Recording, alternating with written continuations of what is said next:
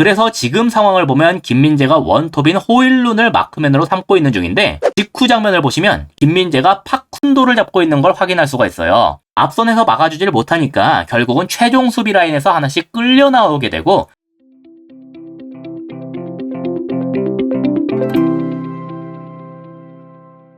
안녕하세요. 축구 보는 기자 축복입니다. 바이에른 뮌헨이 맨체스터 유나이티드한테 4대3 승리를 거뒀었는데요. 이기긴 했지만 솔직히 경기력적으로는 이번에도 만족스럽지 못한 경기였어요. 마지막 실점을 당한 직후엔 김민재 선수도 좀 열이 받은 것처럼 보였는데, 지난 레버쿠젠과의 경기에서 제가 바이에른의 수비가 너무 허술하다, 김민재와 우파메카노라는 훌륭한 센터백들의 개인 기량으로 위기를 넘기기는 했지만 수비 라인 앞에 있는 선수들이 너무 쉽게 공격을 허용한다, 이렇게 말씀을 드렸었는데, 이번에도 똑같은 문제가 반복됐습니다. 지난번처럼 좋은 장면부터 먼저 보도록 할게요. 지금은 카세미로가 이렇게 볼을 받은 상황인데요. 여기서 카세미로가 중간에 거치는 것 없이 바로 롱패스를 때리더군요. 목표는 김민재와 알폰소의 사이에서 뛰고 있는 브루노였는데요. 다이렉트하게 전개가 됐기 때문에 모두가 뒤로 뛰고 있긴 한데, 브루노가 워낙 좋은 위치에서 들어가고 있어서 김민재와 알폰소보다 약간 앞에 있는 상황이에요. 그래서 만약에 이 둘의 속도가 느렸다면 바로 골키퍼와 1대1이 되는 그림이 나올 수도 있었는데,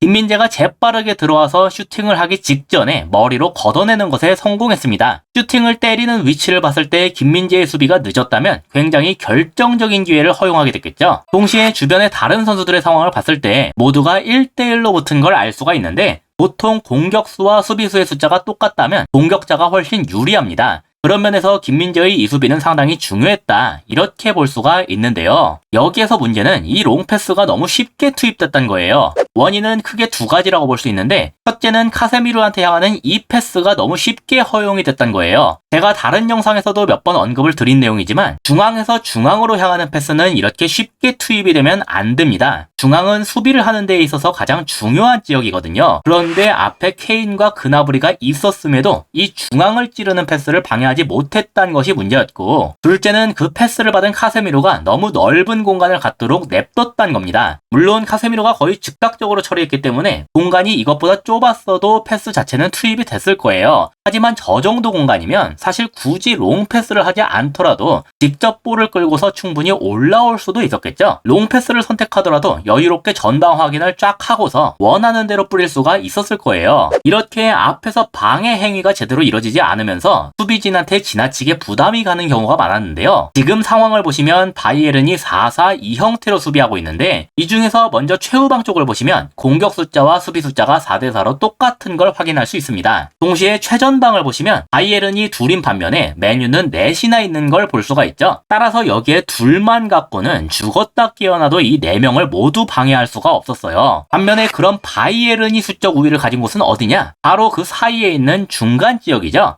맨유는 여기에 둘밖에 없는데 바이에른은 총 4이나 여기에 있습니다. 문제는 4대2라는 상황이었음에도 여기로 이렇게 볼이 빠지는 것을 전혀 제어하지 못했다는 것이었어요. 원래라면 가장 측면에 있는 그나브리가 붙어서 마크를 해야 되는데 여기에 대한 반응이 너무나 늦었습니다. 그래서 지금 장면으로만 보면 잡을 수도 있을 것 같이 보이는데 실제로는 택도 없을 정도로 거리가 벌어졌어요. 이래버리니까 알폰소가 2대1로 몰리는 상황이 연출됐습니다. 원래 알폰소의 마크맨은 파쿤도인데 지금 달롯이 볼을 날고서 추가적으로 들어왔죠. 그나브리가 막질 못한 이상 이제 달롯은 알폰소가 가서 막을 수밖에 없습니다. 하지만 그러면 자연스럽게 이번엔 파쿤도가 노마크 상태가 되는데, 이거는 이제 센터백인 김민재가 가서 잡을 수밖에 없게 되겠죠. 그래서 지금 상황을 보면 김민재가 원톱인 호일룬을 마크맨으로 삼고 있는 중인데, 직후 장면을 보시면 김민재가 파쿤도를 잡고 있는 걸 확인할 수가 있어요. 앞선에서 막아주질 못하니까 결국은 최종 수비 라인에서 하나씩 끌려 나오게 되고, 그러면서 결국 센터백인 김민재까지도 측면으로 빠질 수밖에 없게 된 거죠. 물론 보이다시피 키미히가 열심히 내려오면서 김민재의 마크맨이었던 호일룬한테 붙기는 했습니다. 하지만 그럼에도 불구하고 일단 숫자상으로 3대3밖에 되지 않는다는 것이 첫째로 불안한 요소이고, 둘째로 키미히가 호일룬을 잡고 있다는 구도 자체가 굉장히 나빠 보였어요.